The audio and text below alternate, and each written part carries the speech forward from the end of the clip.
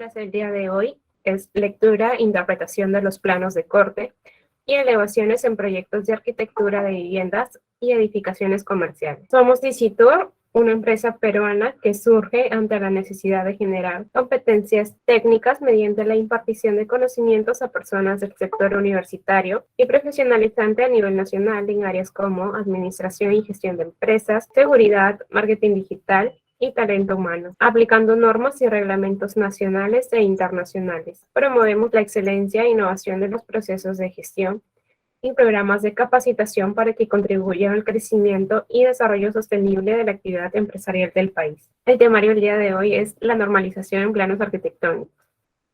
Se verá escalas, formatos, rotulación, acotación, Neufert, 2 cortes y 3 elevaciones. Hoy día la ponente es la magíster en arquitectura Verónica San Juan García, magíster con título profesional en arquitectura por la ITSAP, Universidad Politécnica de Valencia, España. Cuenta con más de 10 años de experiencia profesional como arquitecta en proyectos de edificación, urbanismo, paisajismo y rehabilitación. También tiene más de 10 años de experiencia como docente en centros privados en España y 3 años de experiencia docente universitaria en Perú. Ahora sí, doy paso a la docente para que pueda comenzar con su exposición. Muy bien, Diana, gracias. Buenas noches. Muy bien, bienvenidos a todos en esta tercera sesión de nuestro curso de lectura de planos arquitectónicos. Como ya he comentado en las semanas anteriores, es indispensable que cuando comencemos le dediquemos unos minutos al concepto de la normalización en planos arquitectónicos, porque realmente es el punto, por decirlo de algún modo, que distingue lo que realmente es un plano arquitectónico de lo que simplemente puede ser un plano no arquitectónico o un plano informativo. Y entonces estamos viendo con distintos ejemplos cuáles son los conceptos, las convenciones normalizadas que hacen de estos planos de estas características técnicas, ¿de acuerdo?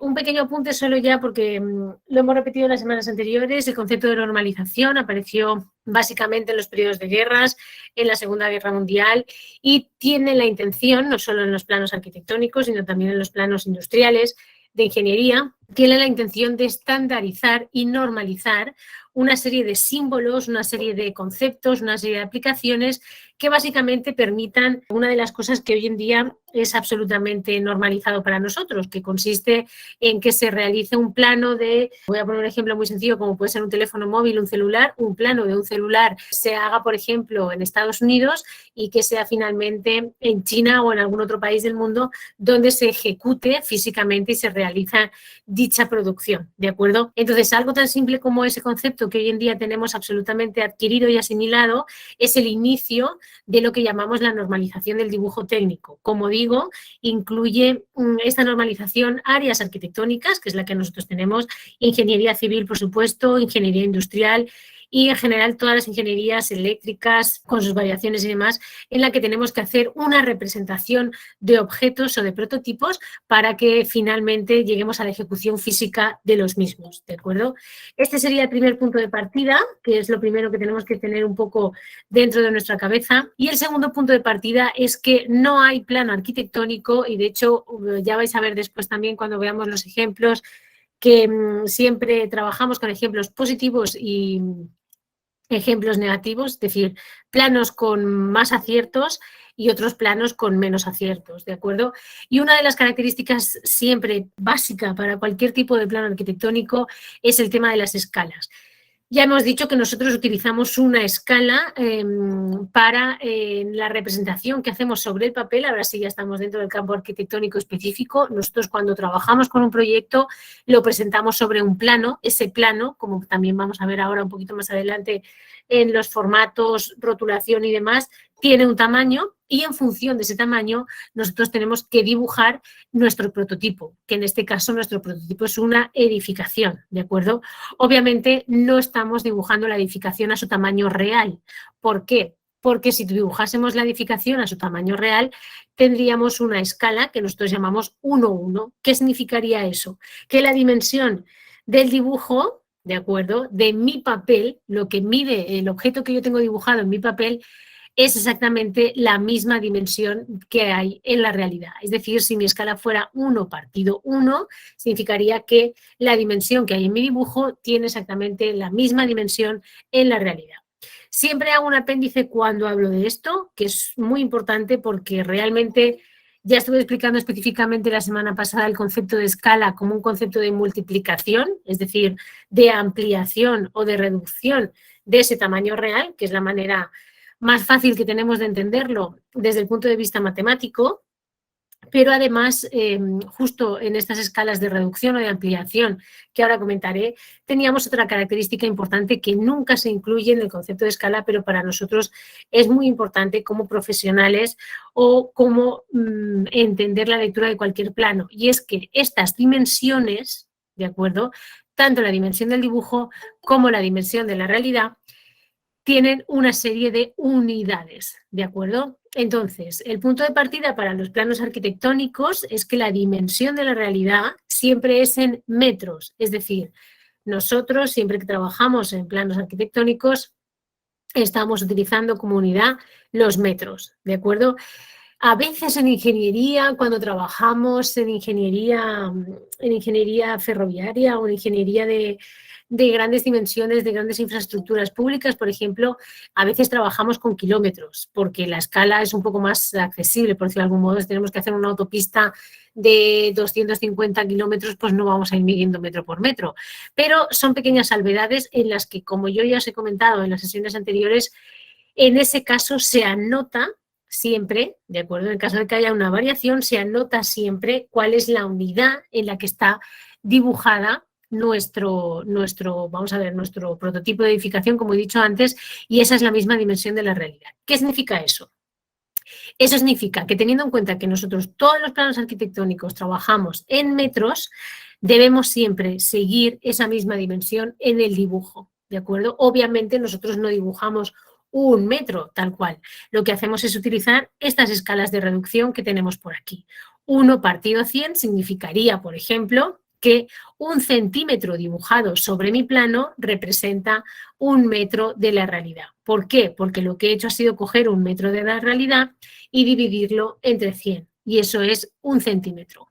Entonces, estos ejemplos que voy poniendo todas las semanas así con las escalas sencillos son para que entendamos que tenemos que asimilar este concepto de escala. ¿Por qué?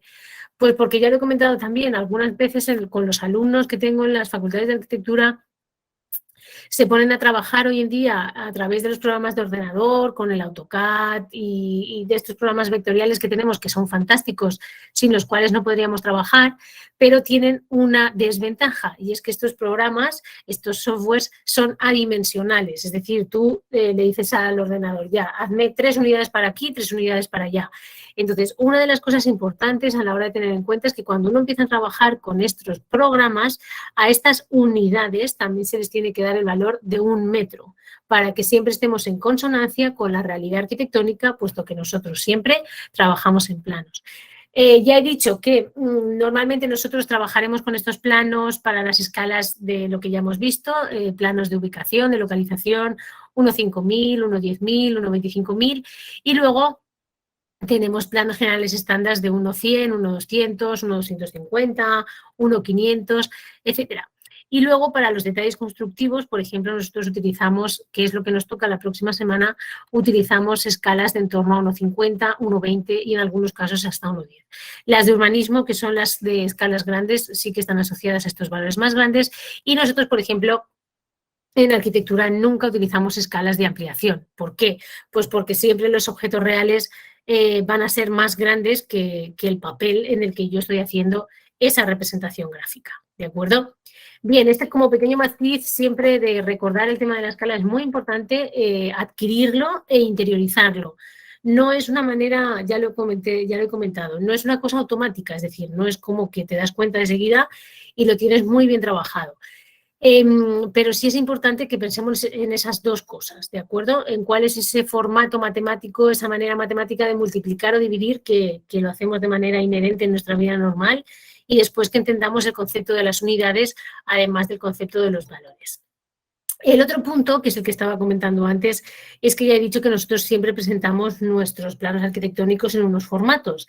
Tenemos desde el formato más pequeño, que es el A4, al A3, que se compone de 2 A4, al A2, que se compone de 2 A3, ¿de acuerdo? Al A1, que se compone de 2 A2 en esta dirección, y al A0, que es este grande de aquí, que incluye 2 A1. Estas proporciones son un poco raras porque no son proporciones directas ni siquiera son todas el doble de una y de la otra, sino que hay algunas dimensiones que sí doblan, pero no doblan siempre las mismas. Entonces, aquí tenemos las dimensiones generales y es absolutamente omnipresente controlarlas, puesto que parten de una normalización, de una norma alemana bastante antigua además, que lo que hace es universalizar el tamaño del papel en el que se imprimen los planos en todos los países del mundo. De ahí otra parte importante es el bloque de títulos, que es el lugar donde nosotros incluimos esa información técnica. Ya he dicho del propietario, el profesional, ¿de acuerdo? El dibujante, la localización, la ciudad donde se realiza, la información depende un poco en función de cada uno de los planos con los que trabajemos. Después, el tema de la rotulación siempre lo comento porque para mí el tema de la rotulación es muy importante porque los planos arquitectónicos tienen distintos grosores y a veces eso es una de las cosas que muchos profesionales no hacen de manera correcta, pero lo ideal es que siempre sigamos esta rotulación que además entra dentro de este concepto de normalización del dibujo técnico, ¿de acuerdo? Hay unas líneas más gruesas para destacar lo que nosotros tenemos en cada uno de los planos. Vamos a ver hoy, por ejemplo, que en uno de los tipos de planos que vamos a ver sí vamos a trabajar con líneas gruesas, pero en el otro no. Vamos a trabajar con líneas finas y vamos a entender que tiene un porqué. Después tenemos líneas finas a mano alzada, que nosotros en arquitectura las trabajamos poco, será más en el campo de la ingeniería industrial, por ejemplo, y las líneas gruesas de trazos, que ya sabemos que son para aristas ocultas, ¿de acuerdo? O proyecciones de elementos que están por encima de lo que nosotros estamos dibujando. Justamente por eso son ocultas. Y después la línea fina de trazos y puntos, que es muy importante porque marca lo que son los ejes de simetría y características importantes. Hoy además vamos a ver cómo se hacen los cortes y vais a ver que también sigue un tipo de rotulación específico que debemos conocer. Bien, la siguiente parte de la rotulación es el tema de los nombres, es la escritura, la redacción que incluimos en los planos. Siempre pongo esta imagen para que entendamos que las primeras personas que empezaron a rotular planos arquitectónicos no lo hicieron así como porque sí, sino cuando empezaron a ver estos convencionalismos y estas normas y esta intención de estandarizar todos estos conceptos a nivel mundial, se le daban unas dimensiones a las mayúsculas, a los números, a la separación entre letras y números, a los grosores de estos elementos, etc.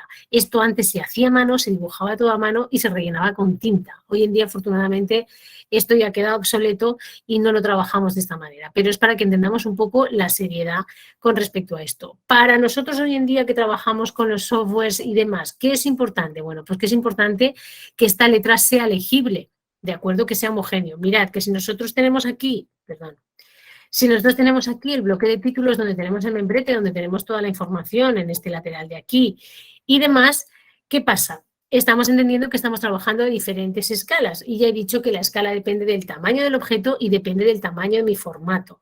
Entonces, cuando yo voy a hacer las letras de mi membrete, para que se entienda perfectamente, tiene que tener un tamaño que nos permita que sea lo suficientemente legible para que se pueda leer cuando nosotros hagamos el doblado del plano. Muchas veces, ya os digo que los chicos, los estudiantes, incluso de los últimos cursos, no creáis, cuando van a presentar los planos no se lee. ¿De acuerdo?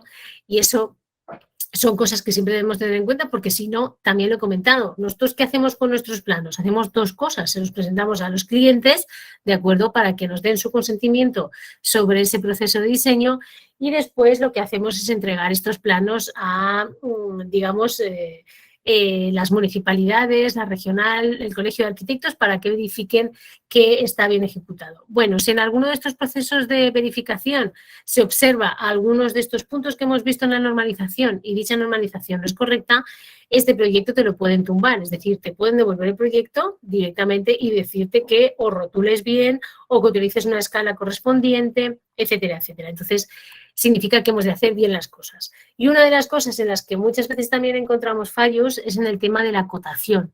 Nosotros ya vimos la semana pasada, por ejemplo, en los tipos de plantas, que tenemos estas plantas acotadas a partir de las cuales trabajamos la información de los elementos construidos que vamos a construir dentro de nuestra edificación, ¿de acuerdo? Dijimos que acotábamos los cerramientos de fachada, los muros interiores, etcétera. No acotamos mobiliario, por ejemplo, ni demás.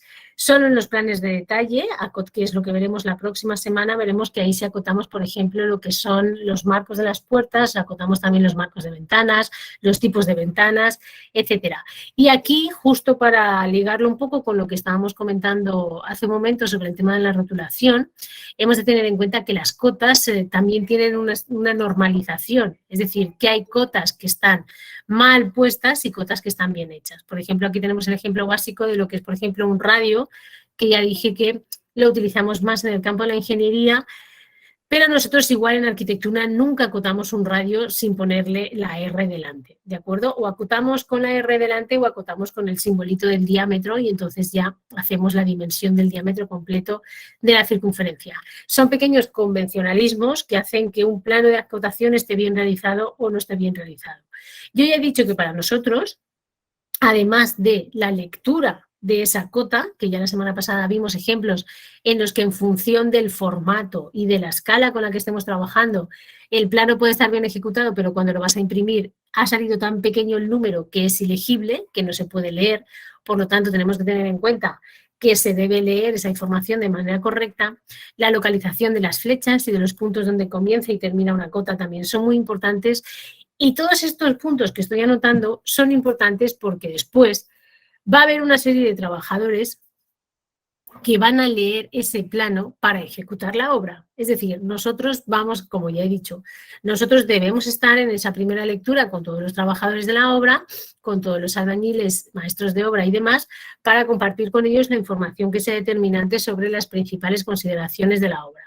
Ahora bien, nosotros no estamos ahí todo el día, las 24 horas del día, son ellos los que más o menos van haciendo su trabajo. Por eso este tipo de planos tiene que estar bien hecho. No solo para que nosotros que los hemos hecho los entendamos, sino para que cualquier persona en obra entienda perfectamente cuál es la información que estamos transfiriendo. ¿De acuerdo? Bien, y justo he añadido esta semana este punto porque cuando comenzamos a hablar de la normalización en esa primera semana, hubo varios comentarios al final de la sesión en el que hablábamos un poco de algunas personas me preguntaban qué libros de referencia, qué guías de referencia podemos tomar justo con todo este concepto de la normalización.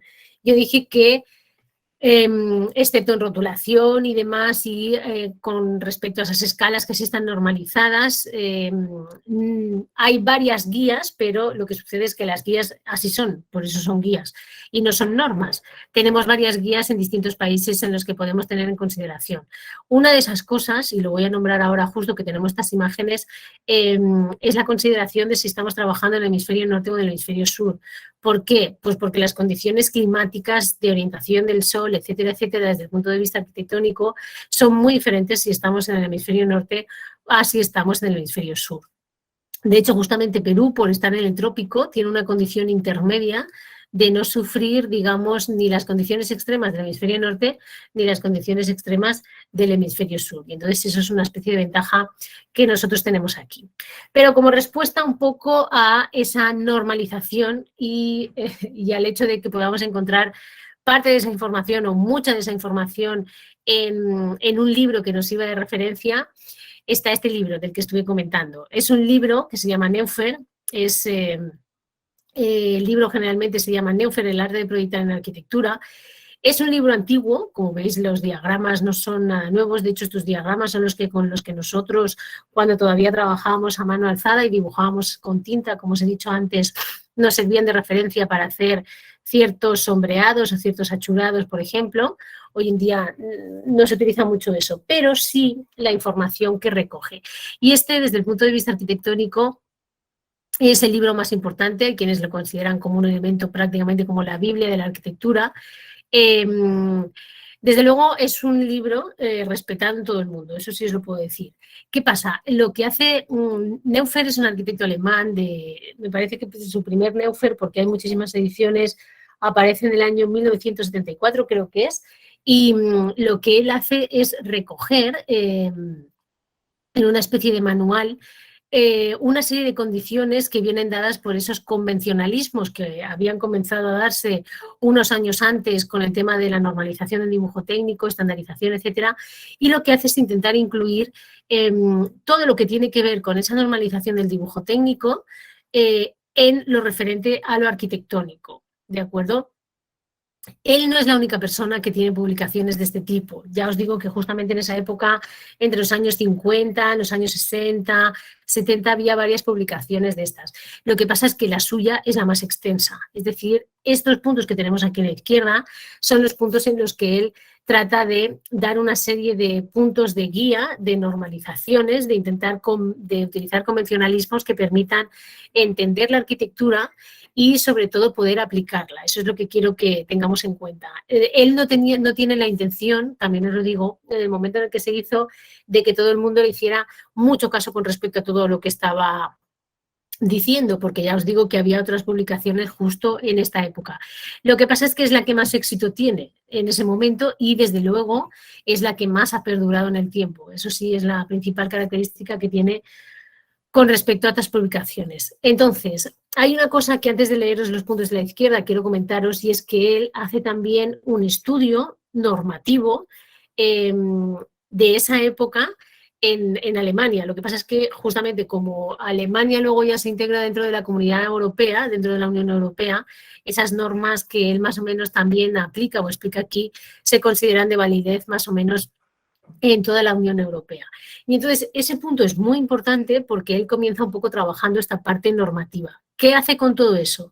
Hace con eso, da con eso la intención de que todo lo que va a escribir después está basado también en estas lecturas de estas normas. Es decir, es como si nosotros hiciéramos una descripción, por ejemplo, que ahora os va a resultar familiar en la segunda parte de estas diapositivas, basándonos, por ejemplo, en todo lo que nos dice el Reglamento Nacional de Edificaciones, que fuéramos capaces de escribir un libro en el que todo lo que dice el reglamento se pudiera aplicar directamente. ¿Qué pasa? Pues que también os diré que yo que vengo de allí, comparando la normativa europea con la normativa de Perú, la normativa europea es como mucho más estricta, ¿de acuerdo? Y mucho más, perdón, y mucho más directa. ¿Qué pasa? La normativa peruana tiene todos sus límites establecidos y demás y todas las condiciones, solo que hay ciertos campos en los que no es que sea un poco permisiva, sino que se considera, es lo que nosotros llamamos un poco ambigua. Y entonces justamente este tipo de libros, como este que tenemos aquí delante, lo que hace es intentar evitar esa ambigüedad. Es decir, que la lectura de un libro, de una normativa, sea directa, se entienda perfectamente y se pueda aplicar.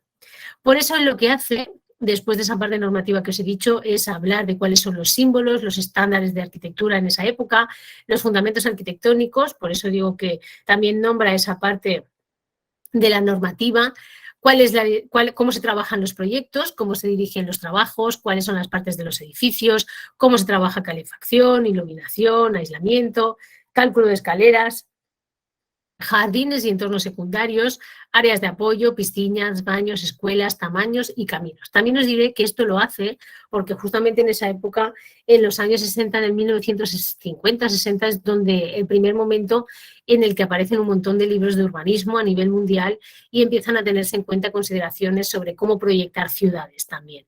Entonces, él utiliza gráficos muy sencillos, es decir, gráficos en los que, por ejemplo, habla sobre la reflexión del emplazamiento en función de la dirección del sol, que ya he dicho que en este caso está basada en el hemisferio norte y es distinto a lo que nosotros trabajaríamos aquí, y después no te dice cómo proyectar, ¿de acuerdo? Pero te pone ejemplos de ciertos proyectos y te explica un poco cuáles son las consideraciones de por qué la sala de estar está aquí, por qué la cocina está aquí, por qué los dormitorios están al otro lado, etcétera. Y entonces esa es una característica bastante importante.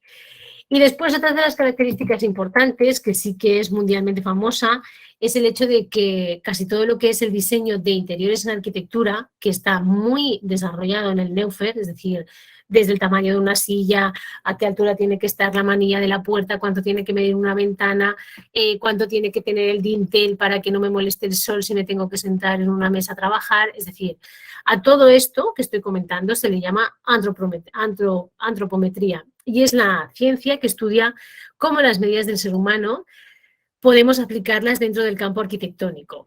Insisto, él no fue el primero porque tenemos a personajes, a arquitectos tan importantes como Le Corbusier, que también ya habían tratado este tema. Incluso antes que ellos, por ejemplo, Leonardo da Vinci también hacía estudios de antropometría para sus obras de arte, por ejemplo, y sus prototipos científicos. Pero sí que es cierto que él hace ese trabajo de incluir, como he dicho, todo dentro de ese libro para que tengamos esas consideraciones. Es un término importante, como digo, esta es una de las partes que más desarrolladas está y sí que es cierto que en ese sentido muchas veces cuando nosotros éramos estudiantes, yo y muchos estudiantes del mundo van directamente al libro para saber cuáles son esas condiciones con respecto al diseño de interiores, distancias que tiene que tener una cama con respecto a su mesita de noche, etcétera, etcétera. ¿De acuerdo? Y justamente la parte un poco también que le da seriedad a este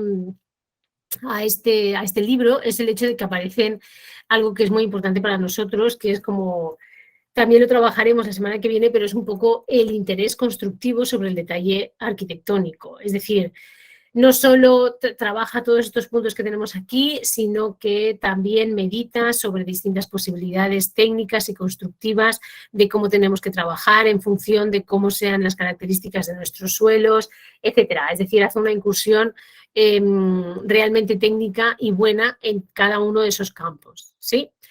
¿Qué pasa? También quiero hacer un comentario con respecto a este libro. Nosotros, por ejemplo, cuando lo estudiábamos, a algunos de nuestros profesores no les gustaba mucho que nosotros nos fuéramos directamente al Neufer para aplicar las cosas. ¿Por qué? Porque, como he dicho, había varias publicaciones en toda esa época y digamos que también algunas de las cosas que Neufer decía en ese caso, digamos que han quedado un poco obsoletas, ¿de acuerdo? Si bien toda la información, insisto, que tiene es muy buena, pero a nuestros profesores lo que les gustaba es que, por ejemplo, nos leyéramos el Neufer y además nos leyéramos otros manuales para que a partir de esa lectura comparativa pudiéramos extraer conclusiones y criterios propios a la hora de tomar ciertas decisiones, ¿de acuerdo? Entonces, es importante conocerlo, es de gran ayuda, sí, en ese sentido también, pero también tenemos que tener en cuenta esa característica de poder utilizar algunos otros para poder compararlos y tomar las decisiones correctas. Bien, entonces esa sería un poco toda la parte introductoria de todo lo que es el tema de la normalización. Hoy vamos a ver lo que son los cortes y las elevaciones y en ese sentido vamos a ver una primera parte que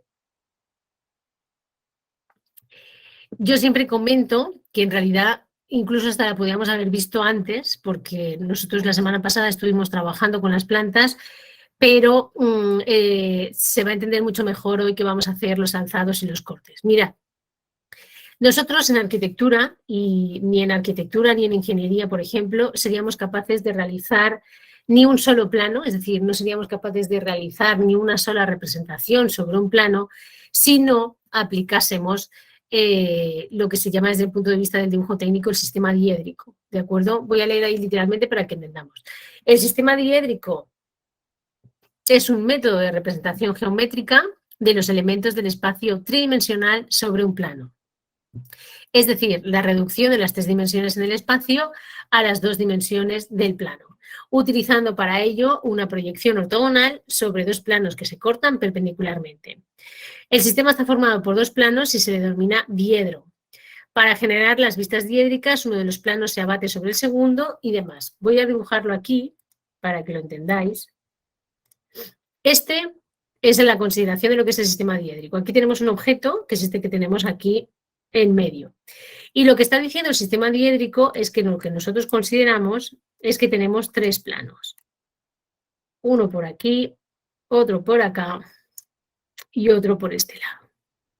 Entonces, lo que hace realmente, lo que hacemos es colocar ese objeto en medio y proyectar. Es decir, es como si nosotros estuviéramos aquí delante, por ejemplo, y mirásemos perpendicularmente. Entonces nos colocamos de manera perpendicular a cada uno de estos 3 planos, que estos 3 planos no son más que 3 planos que forman entre sí 90 grados, ¿de acuerdo? Colocamos el objeto en medio y comenzamos a proyectar una vista para aquí, una vista para acá y otra vista para acá. Sin más. ¿Qué es lo que sucede? Bueno, lo que sucede es que una vez tenemos ese, hay una vista que es la que manda siempre, que es la que se le llama alzado, o aquí, por ejemplo, en Perú se le llama elevaciones. La elevación es la vista más importante porque es el lugar en el que yo me coloco por primera vez para ver el objeto. Y es el que da la orientación del resto.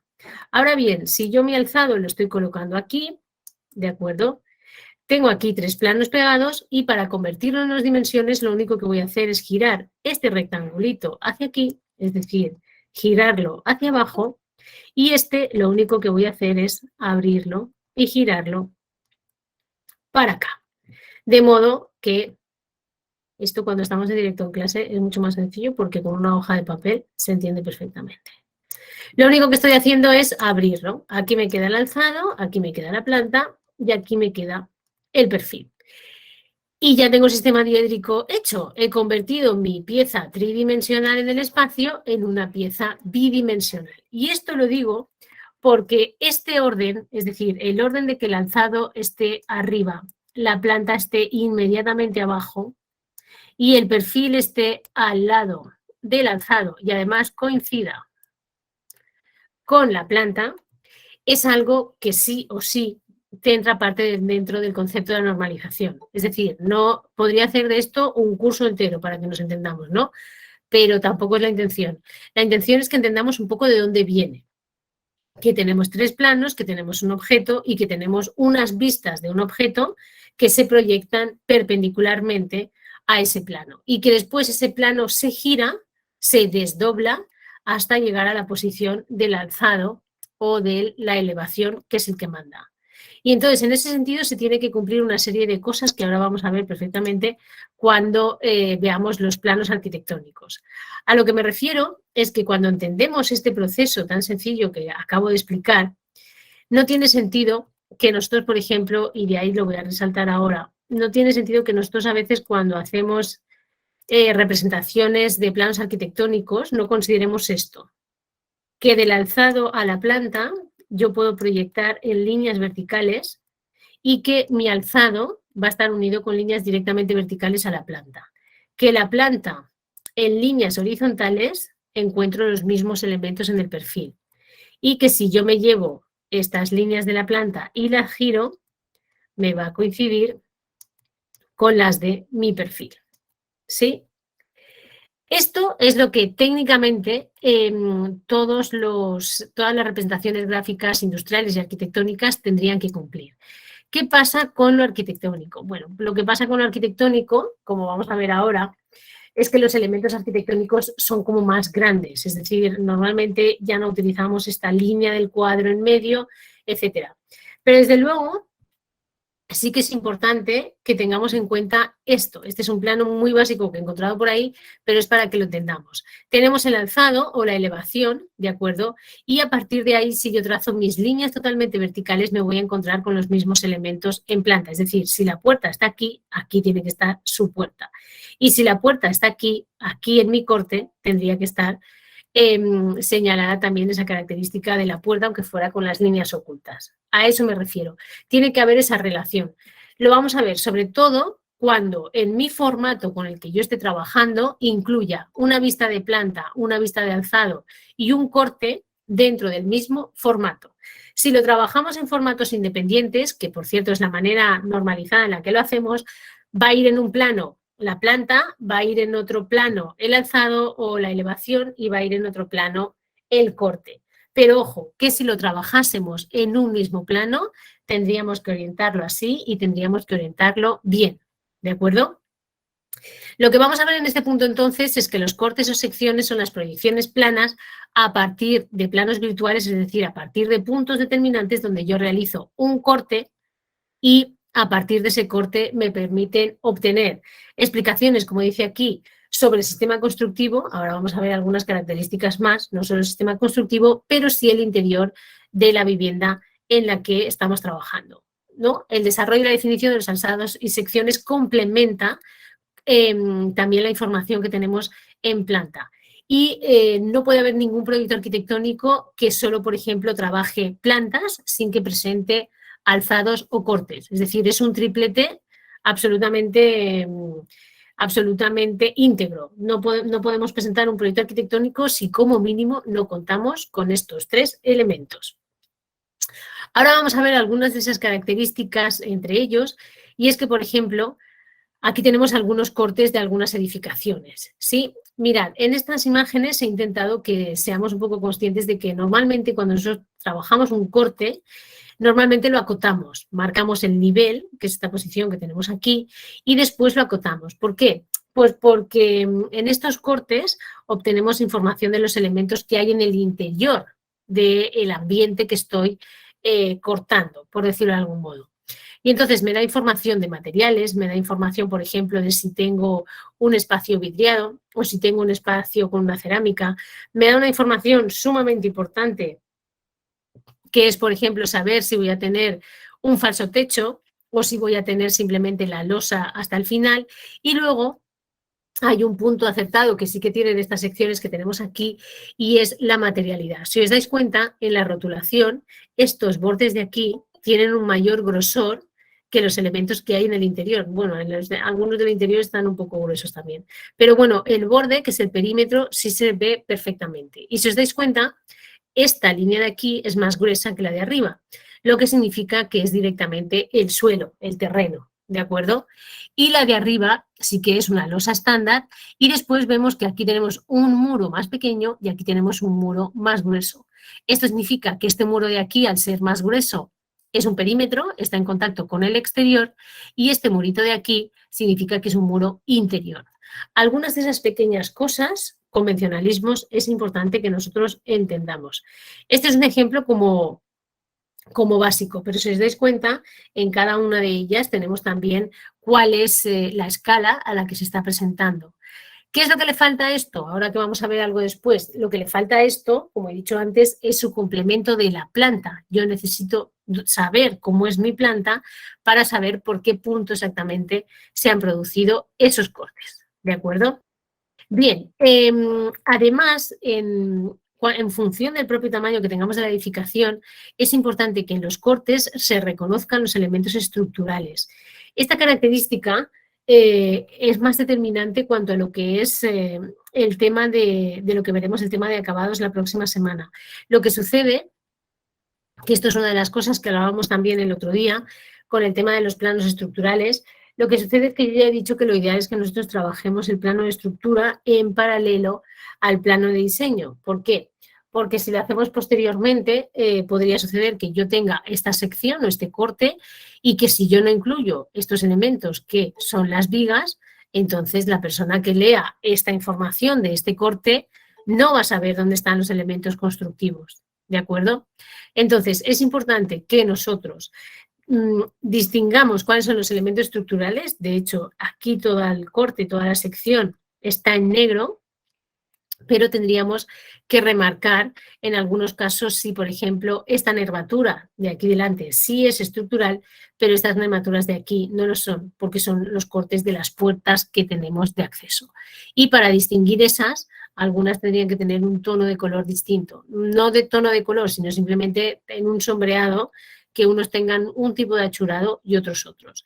De todas maneras, nosotros en los cortes podemos trabajar distintas escalas. Podemos hacer un corte más general, como este que tenemos aquí, para que sea también cómo son las distribuciones del interior. Aquí hay un espacio de doble altura, este es de aquí, sí que es un espacio entero, aquí tenemos este espacio que nos va a conectar con estos espacios de aquí, etcétera. Se ve también cuál es la relación entre el interior y el exterior. Tenemos un árbol, aquí tenemos los dos sótanos y aquí está este espacio cerrado. Toda esta información es imprescindible para completar lo que es el propio proyecto arquitectónico. Entonces, esta es la lectura que nos tiene que servir.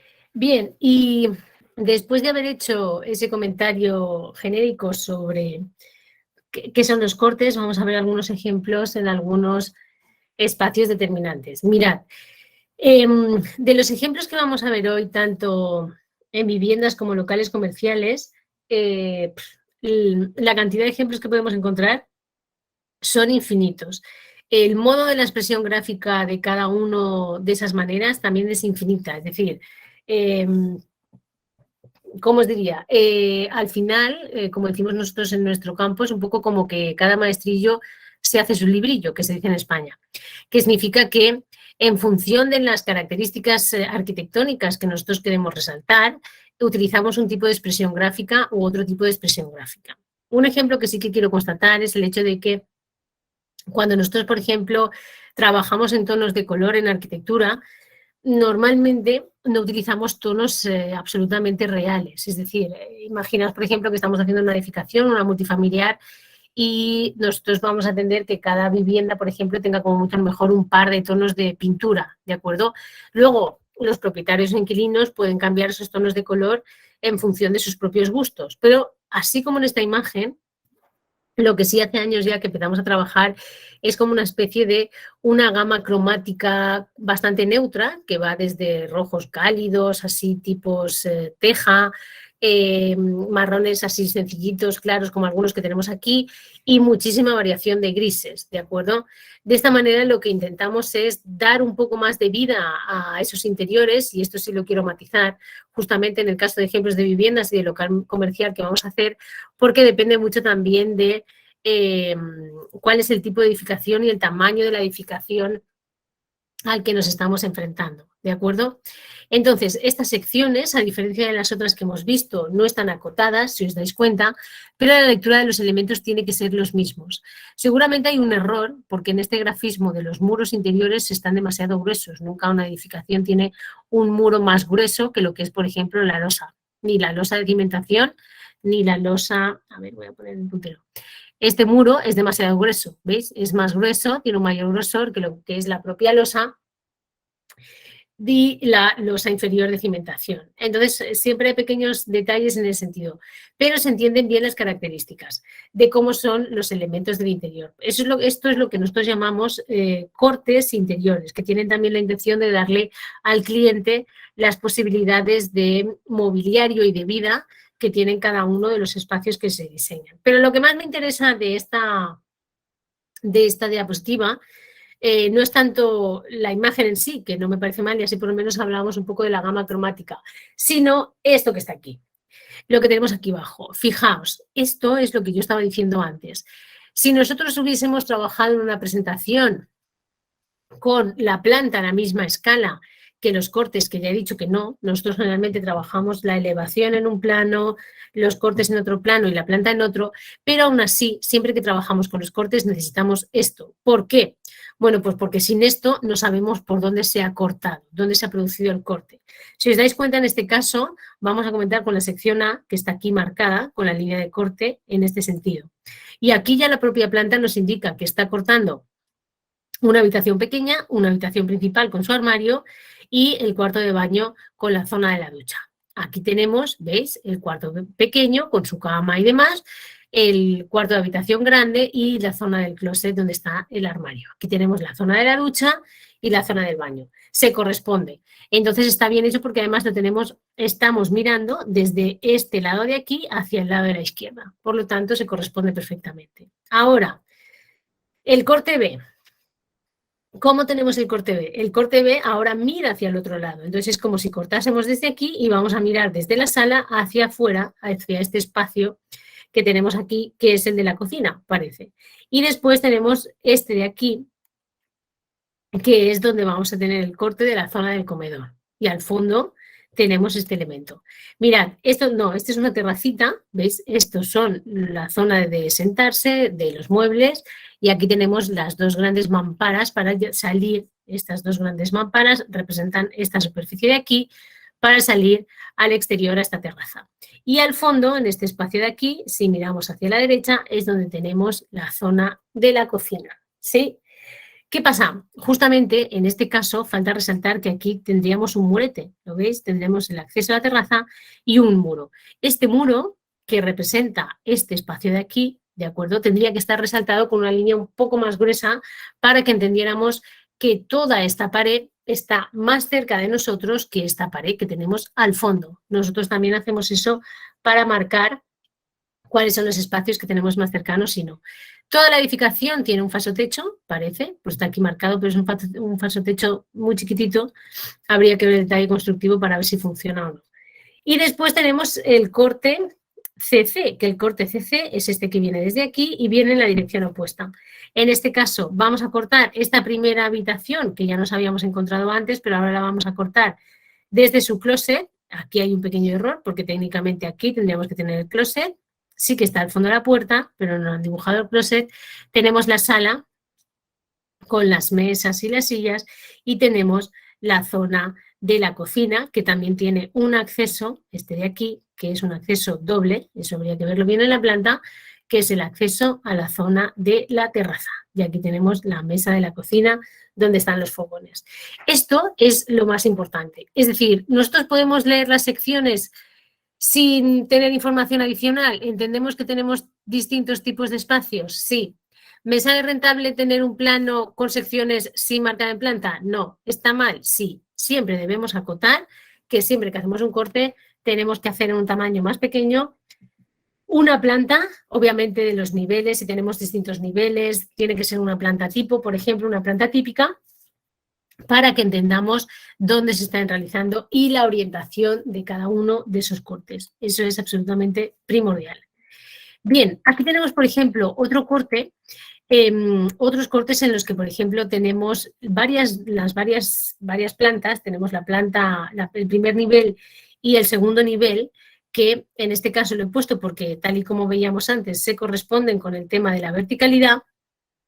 Tenemos el perímetro de vivienda y, si os dais cuenta, este primer corte que tengo aquí se corresponde también en ese elemento vertical. En este caso, faltaría una pequeña planta donde se indique exactamente por dónde se ha cortado, porque nosotros como primera disposición siempre debemos hacer de manera obligatoria un corte por la escalera, que en este caso no está, ¿de acuerdo? Y si no se ha hecho el corte por la escalera, seguramente se habrá hecho por esta zona de aquí, que es donde tenemos el acceso a la parte exterior. Entonces, aquí tenemos otro corte que ya es una sección en sentido opuesto y los dos alzados. ¿Qué pasa? No seguimos exactamente la misma disposición de lo que hemos visto antes cuando hemos aplicado el concepto del sistema diédrico y esa parte estaría mal. Solo tendríamos bien esta y faltaría esa pequeña planta donde indicar dónde se producen esos cortes. ¿De acuerdo? Bien, y luego, como punto final de la parte de viviendas, quería mostraros un poco este tipo de cortes. Desde hace ya unos cuantos años, unos 20 años o 30 años por lo menos, muchas veces nosotros empezamos a trabajar con lo que son cortes en perspectiva. Este tipo de cortes en perspectiva comenzó a trabajarse justo cuando no había software, es decir, arquitectos tan importantes como Mies van der Rohe, Le Corbusier y demás ya realizaban este tipo de cortes. ¿Por qué? Bueno, pues porque dan una información adicional. Nos ofrece la información necesaria de cuáles son los cortes de los elementos constructivos, que es la parte característica y determinante que nosotros tenemos que tener en toda sección o corte, pero además, con este punto de la perspectiva de esta cónica frontal, nos habla un poco de cómo es el espacio y entendemos un poco mejor esa tridimensionalidad. Estos cortes empezaron a hacerse así, no puramente por un tema constructivo, sino puramente por un tema de entendimiento y de venta. Cuando nosotros trasladamos esta información a los clientes, se entiende mucho mejor. Desde un punto de vista técnico, está bien que trabajemos así. Vais a ver que en los alzados también se puede trabajar en las elevaciones de esta manera, pero es importante que tengamos en cuenta una cosa. Este tipo de secciones son secciones complementarias a lo que son las secciones típicas. Es decir, voy a volver atrás un segundo. ¿Veis? Esto sería una sección típica, que además he dicho que tendríamos acotada, reconocer los elementos, puertas, ventanas, etcétera, que luego vamos a trabajar en detalle.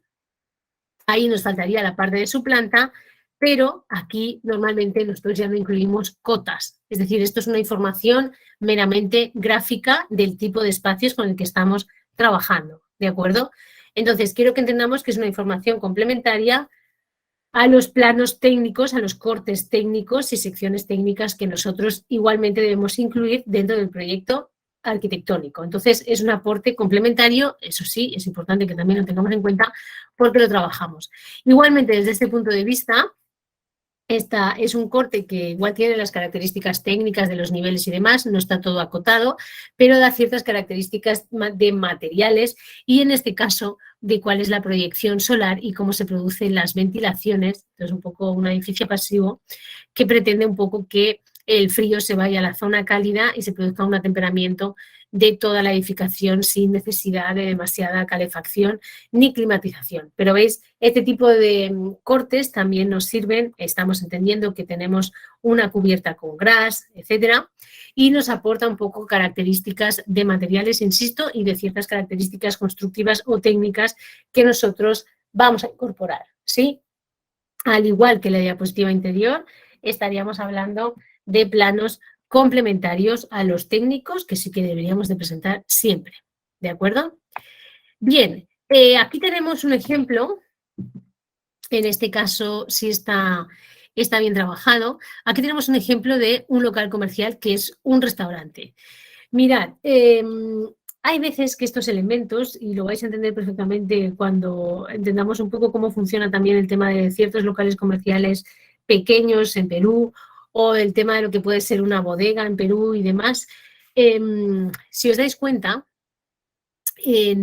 casi nunca vamos a trabajar en un local comercial de manera aislada, excepto que tengamos la suerte de que nuestro cliente tenga un terreno muy grande, ¿sí?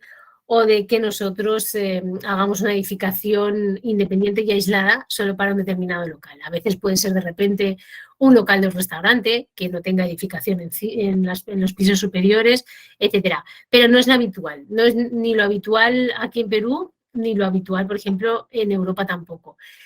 ¿Qué consideramos entonces? Bueno, consideramos aquí en este caso sí remarcar un poco cuál es el perímetro con el que nos encontramos. La verdad es que si fuera un plano, este es un plano orientado más a los clientes, si fuera un plano técnico y nosotros tuviéramos una edificación superior, cuando tuviéramos que presentarlo en la municipalidad y en el colegio de arquitectos y demás, tendríamos que dibujar el resto de elementos estructurales que haya, tendríamos que dibujar bien, perfectamente la cimentación, etcétera, ¿de acuerdo? Pero entendemos que es una información adicional más técnica que estaría más vinculada a los planos que veremos la próxima semana. En el otro caso, sí entendemos en este caso que se está haciendo un corte, pero fijaos que tenemos aquí de nuevo la planta que sí que nos indica. Si os dais cuenta, la sección A viene por este punto de aquí y luego gira, ¿de acuerdo? Cuando nosotros tenemos, lo voy a marcar así, cuando nosotros tenemos estos planos con dos direcciones, el corte tiene que ir en las dos direcciones, para acá y para acá. O sea, realmente el corte tendría que estar señalado así. Este es el A y el otro es el B. ¿Sí? En la dirección siempre paralela a los cerramientos que tenemos. Entonces, este primer corte, que es el A, nos muestra la zona donde están, en este que tenemos aquí, que es el primero que tenemos la zona donde está un poco la zona de servicio, que es todos estos elementos que tenemos aquí, en esta parte de aquí, donde está una cierta zona más de chill out para sentarse. Y luego del otro lado, que es el corte B, el que tenemos en la otra dirección, es donde tenemos la zona de las mesas. Obviamente, aquí la gama de colores igualmente sí está en esos tonos cálidos que estábamos viendo antes, pero inevitablemente cuando sí hacemos un local para un restaurante, para una tienda y demás, como es corporativo, sí es importante que lo hagamos un poco en similitud a lo que nuestro cliente quiere en función de los colores y demás. De hecho, si os dais cuenta, por ejemplo, algunos de los espacios que sí podemos haber reconocido todos, que sí que son espacios que están diseñados, son, por ejemplo, los locales del Starbucks. Los locales de los Starbucks están todos diseñados bajo plano y está todo cuidadosamente medido, la gama de colores, donde se guardan las cosas, etcétera. Lo que el cliente ve de lo que le van a servir, lo que no se ve, etcétera, etcétera. Entonces, en ese caso, sí está meticulosamente tratado. Y entonces todas esas cosas se tienen que ver perfectamente aquí para que también el cliente entienda cuál es la información que se le da. Y justamente aquí tenemos otro ejemplo, que en este caso es el de una tienda, en el que se ha hecho un corte fugado, ¿de acuerdo? Insisto, se utiliza este corte fugado igual. tanto en lo que son viviendas como en lo que son locales comerciales. En este caso, por ejemplo, es importante ver que es una estructura, seguramente es un edificio rehabilitado porque tiene esta estructura triangular, que es más bien, no es demasiado contemporánea. En este caso tiene esta galería en la parte superior, aquí tiene otra galería, y esto nos permite que vaya a entrar una luz indirecta que va a permitir la correcta iluminación de este espacio. Luego tenemos aquí otra zona donde hay otro tipo de trajes, etcétera, etcétera. Y entonces, como digo, es un elemento que sirve de complemento a lo que sería la sección técnica, pero que en este caso nos permite entender cuáles son esas sensaciones espaciales que tenemos con respecto a los espacios que estamos diseñando. ¿Sí? Bien, y luego en el último punto de la sesión de hoy tendríamos lo que son las elevaciones.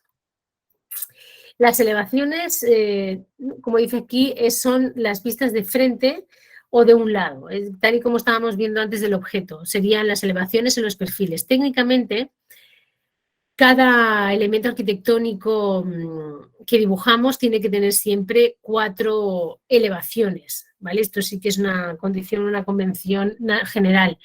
El alzado norte, el alzado sur, el alzado este y el alzado oeste, en función de las 4 posiciones que tenemos con respecto a la brújula. Entonces, ¿qué pasa? Siempre hay una elevación, bien por su posición con respecto a lo que sería el entramado urbano, bien en función de que sea la que nos da a la calle, la que el cliente quiere destacar. Siempre hay una elevación que recoge un poco más de protagonismo que el resto de las elevaciones, ¿de acuerdo? Entonces, lo importante es que sepamos que siempre que trabajamos con un proyecto deberíamos de constatar esas 4 elevaciones, la elevación norte, la elevación sur, la elevación este y la elevación oeste. Cierto es que hay veces que, como ya dije la semana pasada, cuando estábamos viendo las plantas, no siempre voy a tener una orientación pura, por ejemplo, a este, ni a norte ni a sur, voy a tener orientaciones diferentes. Y en ese caso es cuando nosotros llamamos, por ejemplo, alzado suroeste, alzado noroeste o alzado suroeste o alzado noreste. Hacemos como una mezcla de las 2 combinaciones. Lo importante, y justamente es el ejemplo que he puesto aquí, es que es la proyección que miramos de frente de nuestra edificación y su representación tiene que ser a la vez informativa y técnica. Quizás de todos los tipos de planos que hemos visto, el de la elevación es el menos técnico, ¿de acuerdo? Pero a su vez, por ejemplo, a la hora de los clientes y demás, es uno de los que más vende. Y a la hora de presentar ciertos concursos y demás, es como uno de los elementos más importantes. El alzado arquitectónico, las elevaciones, deberíamos trabajarlas, por lo menos sus vanos, deberíamos trabajarlas en paralelo a las plantas que estábamos viendo la semana anterior, a lo que son las plantas y lo que son las plantas estructurales. ¿Por qué? Bueno, porque es determinante saber cómo se va a sostener, cómo vamos a transferir las cargas en esa estructura y también cuáles son los vanos, cuáles son los huecos que vamos a tener. Aquí tenemos un alzado arquitectónico absolutamente clásico casi del siglo pasado, en estas edificaciones totalmente simétricas, con el mismo número de ventanas a un lado que al otro lado, ¿veis? Es absolutamente simétrica. Justamente aquí en algunas de las edificaciones coloniales respondemos a este prototipo, ¿de acuerdo? Se señalaba una línea en cada una de las franjas del nivel y teníamos una techumbre, teníamos un techo, una cubierta inclinada. Pero se entiende perfectamente, es decir, mirad, se entiende perfectamente que hasta llegamos a entender que es una arquitectura antigua, ¿de acuerdo? Que tiene esas consideraciones y demás. Entonces, aquí tenemos justamente algunos de los ejemplos de alzados de viviendas. Este es un ejemplo que incluye justo lo que yo estaba diciendo antes. No pone el nombre, pero es un ejemplo que incluye justamente los 4 alzados. El alzado norte, el alzado sur, el alzado este y el alzado oeste. Como veis, tiene algunas partes en las que está menos edificada, pero lo importante de este detalle, no se ve muy bien porque está un poco presentado, que es una revista que tenía aquí del ordenador, es el hecho de que, aunque no lo parezca, este es un alzado un poco más técnico de lo que parece, porque todo es una fachada de ladrillo y no solo tiene una misma composición de ladrillos, sino que va modificando esa composición de los ladrillos. Como veis, aquí se ve una especie de franjita diferente y va cambiando, digamos, el diseño de la manera en la que se produce ese aparejo de ladrillo.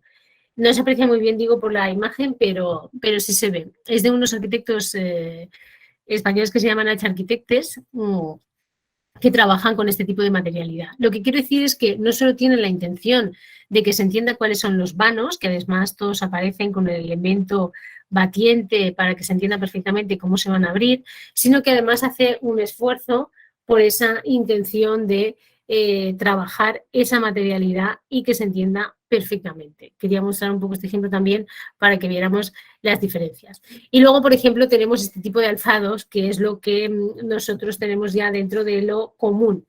Este alzado es un alzado, por ejemplo, prototípico ahora de los que hacen los chicos cuando salen de la facultad, porque lo hacen ya con los softwares, con los renders, y de ahí obtenemos la información de la sombra arrojada y demás.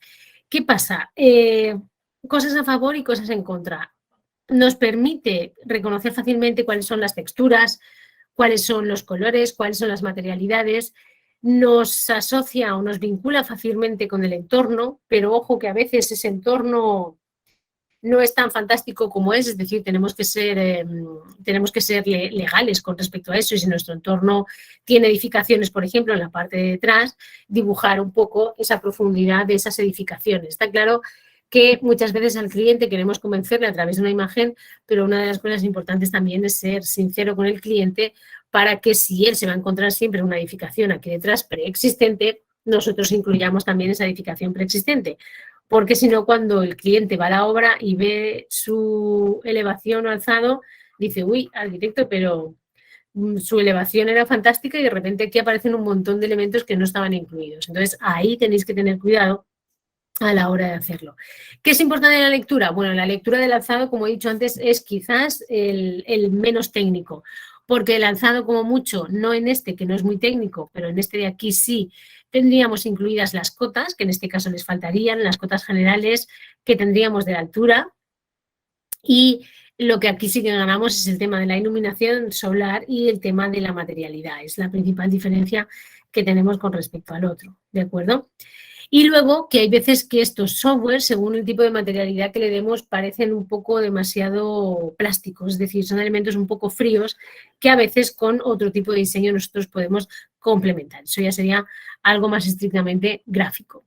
Y después con los locales comerciales pasa una cosa, y es que justamente lo he dicho antes, si partimos de la base de que muchos de los locales comerciales con los que nosotros trabajamos están en los niveles, en los primeros niveles de edificaciones con mayores alturas, nos vamos a dar cuenta de que en realidad solo tienen un alzado, que sería este que tenemos aquí, una elevación, que es la que da a la calle, que tiene la puerta y la ventana con su tratamiento exterior, que parece una textura como de madera, y ahí combinaríamos, porque luego lo que sí trabajamos en el caso de locales comerciales es lo que llamamos alzados interiores. Y entonces ahí sí que hacemos un alzado, que en realidad ese alzado interior es un corte, es una sección, como lo que hemos visto antes, es un corte en cada una de las direcciones donde sí se matizan cuáles son las texturas, cuáles son las materialidades, cuáles son las alturas, cuáles son los vanos, si tenemos vanos, cuántos vanos tenemos, no siempre vamos a tener vanos, etcétera. Serían un poco algunas condiciones importantes.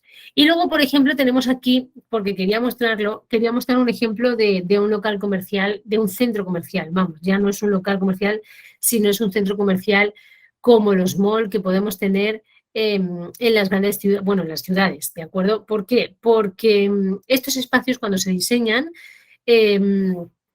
sí que quiero que entendáis que cuando se diseña este tipo de fachadas y se trabajan esas elevaciones son bastante más técnicas, es decir, se tiene en cuenta un poco cuál es la materialidad. Aquí hay menos vanos, normalmente en este tipo de centros tenemos menor cantidad de vanos y trabajamos un poco.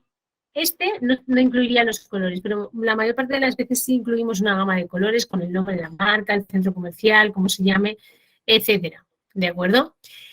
Y aquí, por último, quería mostrar, porque presentamos esta imagen la semana pasada, ¿os acordáis que veíamos un poco cuáles eran esos elementos estructurales de estas naves industriales?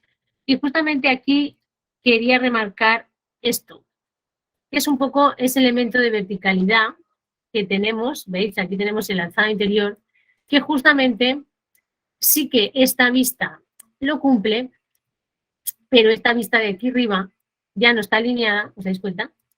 Ya no sigue esa misma alineación y los alzados posteriores y laterales, que serían estos de aquí, si fuera correcto tendrían que estar dibujados aquí. Uno tendría que estar dibujado aquí y el otro tendría que estar dibujado al otro lado. ¿Sí? Esto sería para cumplir lo que nosotros estábamos viendo dentro de lo del sistema diédrico. Si luego incluimos detalles, que es lo que veremos la próxima semana, entonces el detalle sí que puede ya va a otra escala con otras consideraciones. Pero justamente este formato, que sí que me permite que me quepa, tendría que estar, este está bien, este tendría que estar aquí abajo, todo grande, y aquí al lado tendríamos que tener nuestros dos alzados.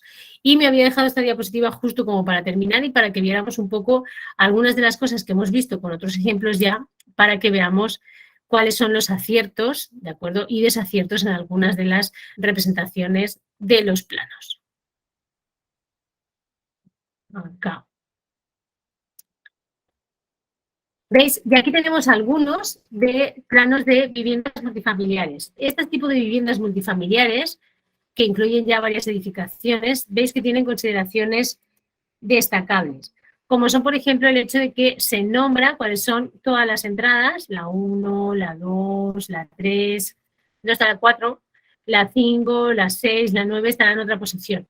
Y lo importante es que aquí se intenta destacar los vanos. Si os dais cuenta, hay un vano totalmente abierto, puro, y este que permanece semicerrado. Entonces, sí que es cierto que aparece como un elemento en blanco, pero lo que quiere destacar es la cantidad de superficie de vanos que tienen. En el corte está, ¿veis? El corte está aquí grafiado, esta plumilla, tiene un mayor grosor que el elemento ya que tenemos aquí en la cubierta, y son las cajas de escaleras que permiten el acceso a cada uno de los niveles.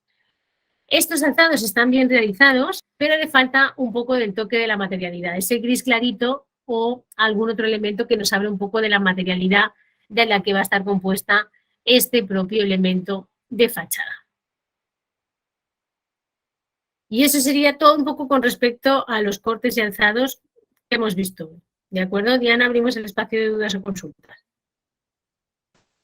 Así es. Si tienen alguna duda o consulta, pueden escribirlo a través de la caja de chat o pueden levantar la mano. Edilberto pregunta, arquitecta, consulta. ¿Los planos que mostró son planos que utiliza en Perú o son planos de su país? No, cojo planos normalmente de todos los sitios, porque una de las consideraciones que también hemos hecho son, por ejemplo, algunas basadas, como he dicho antes, en el Reglamento Nacional de Edificaciones, ¿de acuerdo? Entonces, es que una de las cosas que tenéis que tener en cuenta es que no tendría por qué haber ningún tipo de diferencia entre un plano que se haga en Perú y un plano que se haga en España. La única consideración que es diferente es el concepto de la normativa. Pero, por ejemplo, en todo lo que hemos visto hoy, que son el tema de los cortes y de las elevaciones, como he dicho, que es un poco la parte más sencilla, no hay ninguna diferencia normativa en la representación gráfica de ese tipo de planos aquí o en cualquier parte del mundo, porque justamente esa parte inicial de la normalización lo que pretende es estandarizar la manera de trabajar los planos y que un plano que trabajemos aquí lo mandemos a China y se entienda perfectamente, y si nos lo llevamos a Canadá se entienda perfectamente por igual. Genial, muchas gracias por su respuesta. Verónica Estrella de Guevara está levantando la mano. Arquitecta, buenas noches con todos. Una consulta. Cuando, por ejemplo, el corte pasa por una puerta y esa puerta queda en el interior de la habitación, también se tiene que acotar, porque en dibujo técnico ahí me enseñaron que solo se acota a los costados. Y quisiera saber Claro. si aquí también se acotaría, por ejemplo, una puerta, ¿no? Que la está cortando, si se ubica en la parte central, por ejemplo. Claro. Mira, ¿te acuerdas justo lo he comentado que teníamos puerta? ¿Ves? Es decir, aquí estos elementos, todos estos elementos de aquí, todas las viguetas de los elementos estructurales, ¿de acuerdo? Entonces, aquí deberíamos acotar estos elementos para entenderlo. Justo este no está acotado, pero si te das cuenta, como decía, estos de aquí, todas estas franjas, son todas puertas. ¿Qué sucede? Nosotros igualmente lo acotamos. ¿Por qué? Cierto es que el plano tendría que distinguir entre lo que es el elemento estructural, como una viga aquí abajo, y este. Es decir, no debería estar dibujado en ese mismo negro. Pero lo hacemos, ¿sabes por qué? Porque si no, luego a veces en obra, cuando el operario va a hacer el hueco de la puerta, no le hace el dintel, que es una de las cosas que a veces, por ejemplo, pasa aquí en Perú y nosotros en Europa sí trabajamos más. Todas las puertas tienen su dintel en la parte superior y entonces se debe acotar para saber si el dintel es de 30 centímetros, 35 centímetros, en función de la altura libre que tengamos entre cada nivel.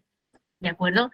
Porque además ese dintel puede ser diferente al dintel que podemos tener en el vano de ventana, que en este caso, en la lectura de este plano, nos dice que no hay una ventana, sino que hay un balcón.